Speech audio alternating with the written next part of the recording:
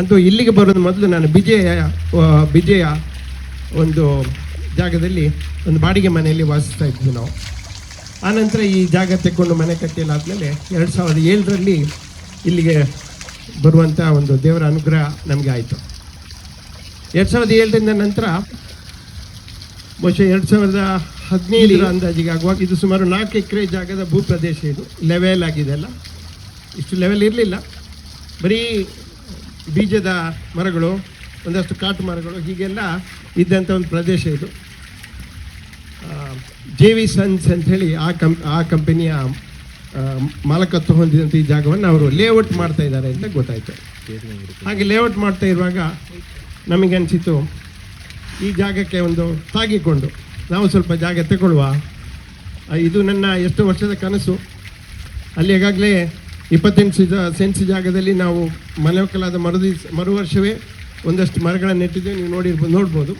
ಮಾವಿನ ಮರ, ಚಿಕ್ಕಿನ ಮರ, ಪೇರಳೆ ಮತ್ತು ಹಲಸಿನ ಮರ, ಹೀಗೆ ಒಂದು ಜಮುನೇರಳೆ ಕೂಡ ಇತ್ತು. ಅದು ಅಷ್ಟು ಒಳ್ಳೆಯದಿಲ್ಲ ಅಂತಲೇ ಅದು ತೆಗೆದ್ವಿ. ಹಾಗೆ ಕೆಲವು ಹಣ್ಣುಗಳ ಮರಗಳನ್ನು ನಾನು ಆಗ ನೆಟ್ಟಿದ್ದೆವು.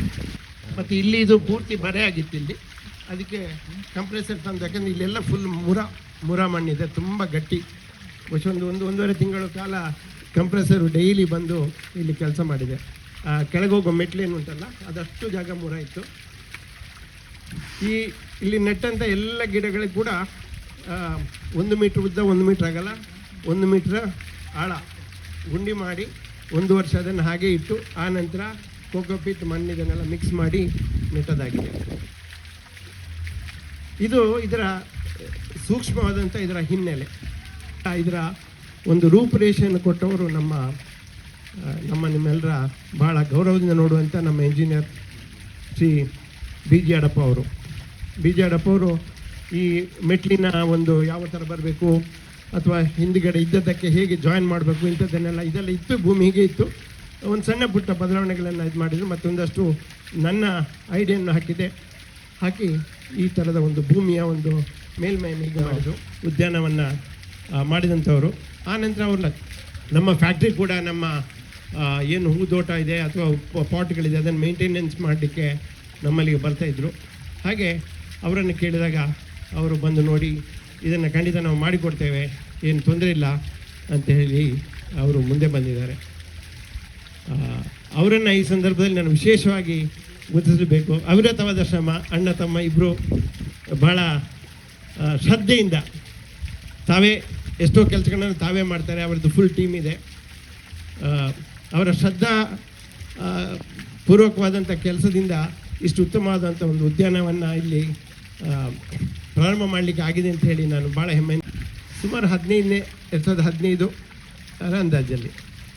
ಆಮೇಲೆ ಅದು ಸುಮಾರು ಸಮಯದಿಂದ ರಿಜಿಸ್ಟ್ರೇಷನ್ ಆಗಲಿಕ್ಕೆ ಇದೆಲ್ಲ ಲೇಟ್ ಆಯಿತು. ಅಂತೂ 2020-21 ಆಗುವಾಗ ನಮಗೆ ಹಸ್ತಾಂತರ ಆಯಿತು. ಪ್ಲಾಟ್ ನಂಬರ್ 23 ಇದು ನಮಗೆ ಅಲಾಟ್ ಆಯಿತು, ನಮಗೆ ಕೊಟ್ಟರು. ಇದು ತಗೊಂಡ್ಮೇಲೆ ನಮ್ಮ ಉದ್ದೇಶ ಇದ್ದದ್ದು ಇಲ್ಲಿ ಯಾವುದೇ ಒಂದು ಕಾಂಪ್ಲೆಕ್ಸ್ ಹಾಕುವುದಾ ಅಥವಾ ಒಂದು 4 ಅಥವಾ 5, 6 ಮನೆ ಇರುವಂಥ ಒಂದು ಅಪಾರ್ಟ್ಮೆಂಟ್ ಮಾಡೋದಾ, ಇಂಥದ್ದೆಲ್ಲ ಧಾರಾಳವಾಗಿ ಮಾಡ್ಬೋದಿತ್ತು.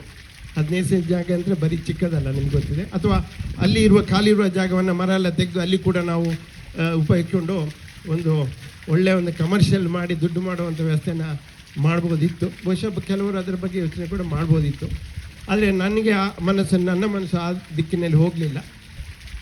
ನನಗೆ ಯಾಕೋ ಸ್ವಲ್ಪ ನಾವೆಲ್ಲ ಪ್ರಕೃತಿಯ ಸುತ್ತಮುತ್ತ ಇಟ್ಕೊಂಡು ನಾವು ಬೆಳೆದು ಬಂದವರು, ಹಳ್ಳಿಯಿಂದ ಕೃಷಿ ಮನೆತನದಿಂದ ಬಂದವರು. ಸೊ ಇಲ್ಲಿ ಕೂಡ ಆ ಥರ ಯಾವುದೇ ಒಂದು ಕಮರ್ಷಿಯಲ್ ಇದು ಬೇಡ, ಇದ್ದದ್ದನ್ನು ಚೆಂದಕ್ಕೆ ನಾವೊಂದು ಫ್ರೂಟ್ ಗಾರ್ಡನ್ ಮಾಡುವ ಅಂತ ಹೇಳುವಂಥ ಒಂದು ಉದ್ದೇಶ ಅದರಿಂದ ಇದನ್ನು ತೆಕ್ಕೊಂಡದ್ದಾಗಿತ್ತು. ಹಾಗೆ ಮತ್ತು ಕೆಲವಾರು ಕಾರಣಗಳಿಂದ ಕೂಡಲೇ ಅದು ಇಂಪ್ಲಿಮೆಂಟ್ ಆಗಲಿಲ್ಲ.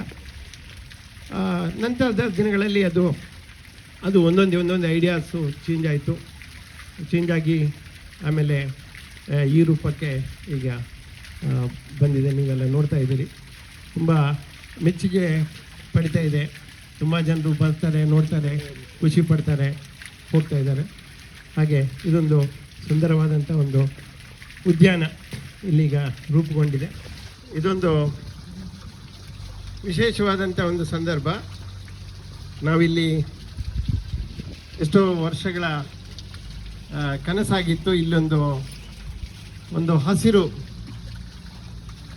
ಹಾಸಿಗೆಯನ್ನು ಹಾಕಬೇಕು, ಒಂದು ಪ್ರಕೃತಿ ಮಾತೆಯ ಒಂದು ಸೌಂದರ್ಯವನ್ನು ಇಲ್ಲಿ ಬಿಂಬಿಸಬೇಕು ಅಂತ ಹೇಳೋ ಉದ್ದೇಶ ಇತ್ತು. ನನ್ನೆಲ್ಲ ನಮ್ಮ ಕುಟುಂಬದ ಒಂದು ಕನಸು ಮೊನ್ನೆ 14ನೇ ತಾರೀಕಿಗೆ ಪೂರೈಕೆ ಆಯಿತು. ಒಂದು ಸೂಕ್ಷ್ಮವಾದಂಥ ಹಿನ್ನೆಲೆ. ಮತ್ತೊಮ್ಮೆ ಬಂದಂಥ ನಿಮಗೆಲ್ಲ ಸ್ವಾಗತವನ್ನು ಕೋರ್ತಾ ಮುಂದೆ ಕೆಲವು ಗೇಮ್ಸ್ಗಳೆಲ್ಲ ಇದೆ.